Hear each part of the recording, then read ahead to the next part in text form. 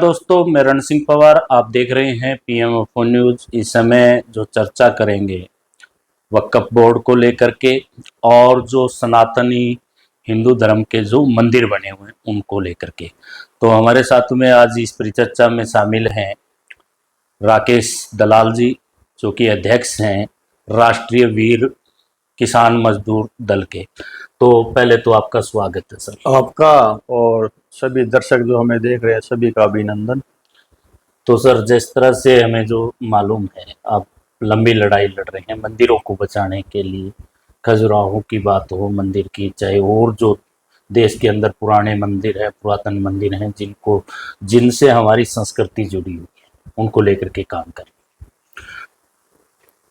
हमारा अभियान लगातार जो है आज 7 साल से हमारा अभियान चला हुआ है कि जितने भी हमारे प्राचीन मंदिर हैं वो सरकार ने अपने अधीन किए हुए हैं, चाहे वो वन विभाग के माध्यम से हैं या वो चाहे पुरातत्व विभाग के माध्यम से, चाहे वर्ल्ड हेरिटेज के माध्यम से। तो हमने सरकार से कई बार आग्रह किया है, जंतर मंतर पर धरने भी दिए हैं और लोकल स्तर पर हमने खजुराहो, चरखारी और मध्य प्रदेश के अन्य हिस्सों में हमने जो है अपना प्रदर्शन किया है। भाई सरकार हमारे मंदिर जो है वे हमें वापस दे और उनमें पूजा पाठ का जो है ना प्रावधान बनवाया जाए।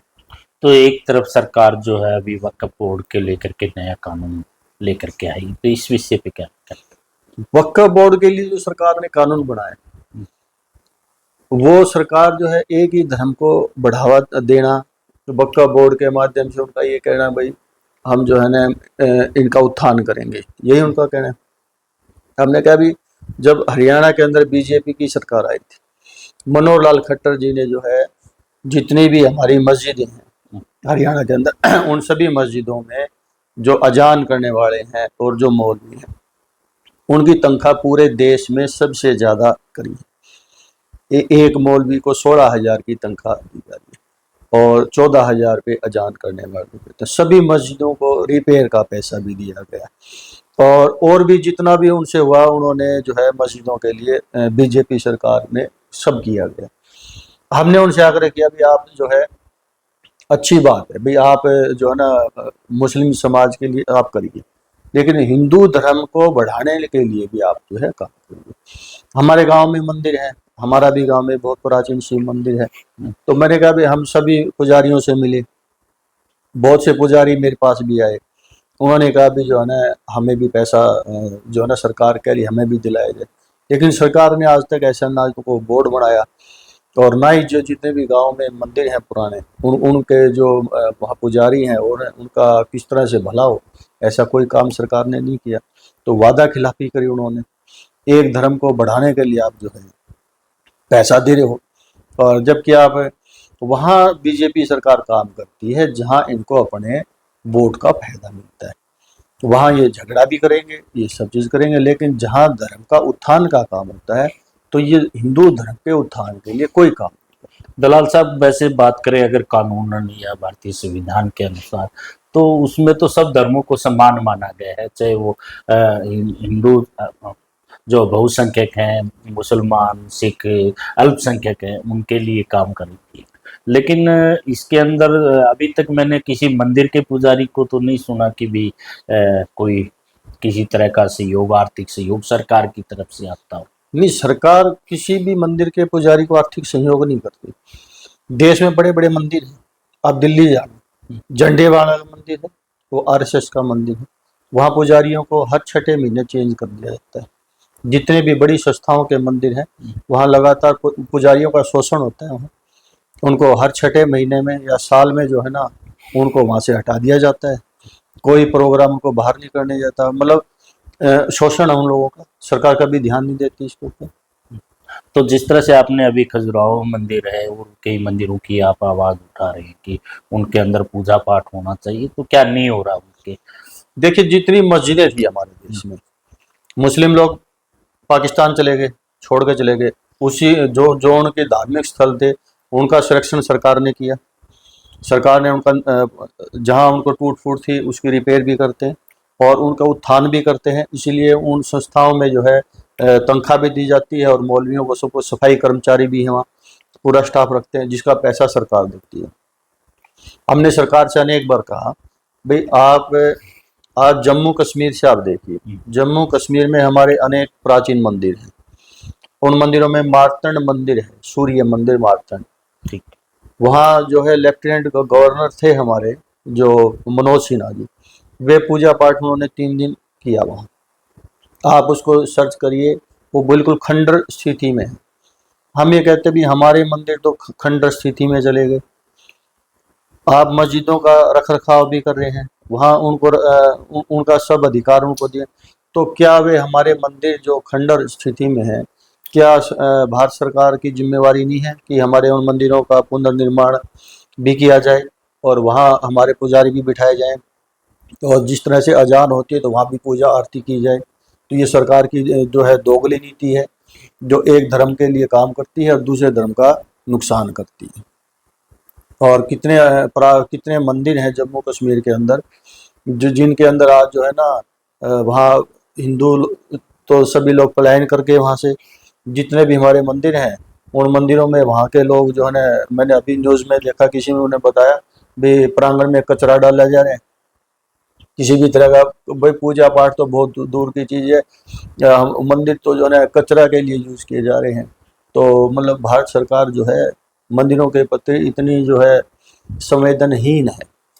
तो एक तरफ तो जो है हिंदुत्व की सरकार देश के अंदर जो है जो सरकार है भाजपा की, वो हिंदुत्व को बढ़ावा देने वाली, हिंदुत्व की रक्षक बताई जाती है, सारी बातें जिसमें आती है। और एक तरफ आप कह रहे हैं कि इस तरह से जो है दोहरा मापदंड अपनाया जा रहा है कि भी मस्जिदों के लिए आप पैसा भी दे रहे हो, उनके जो रख रखाव के लिए व्यवस्था कर रहे हैं, जो उसके अंदर व्यक्ति हैं उनको भी तनख्वाहें दी जा रही है। और एक तरफ आप कह रहे हैं कि हिंदुत्व के जो मंदिर हैं सनातन जिसको माना जाता है वो पुराने खंडर होते जा रहे हैं या उनमें कचरा फेंका जा रहा है। ये हम नहीं कह रहे, ये तो जो स्थिति है हम वो आपको बता रहे हैं।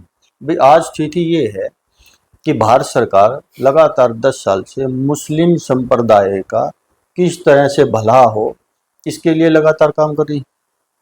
वक्फ बोर्ड के को कैसे मैनेज किया जाए, उनके धार्मिक स्थलों को कैसे मैनेज किया जाए, इसके लिए ही तो पार्लियामेंट में इतना बड़ा अधिवेशन चला।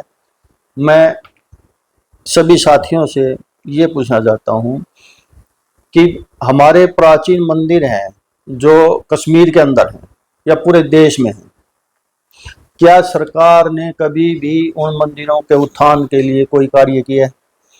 जितना वक्फ बोर्ड के लिए विपक्ष पक्ष के लोग और अन्य पार्टियों के लोगों ने जितना भी चर्चा की, क्या उनमें से किसी भी आदमी ने या किसी भी एमपी ने या किसी भी पार्टी के मुखिया ने मार्तंड मंदिर सूर्य मंदिर जो है किसने हमारे मंदिरों को तोड़ा, क्षतिग्रस्त किया? और क्या उन मंदिरों में किसी भी तरह की कोई व्यवस्था की गई है?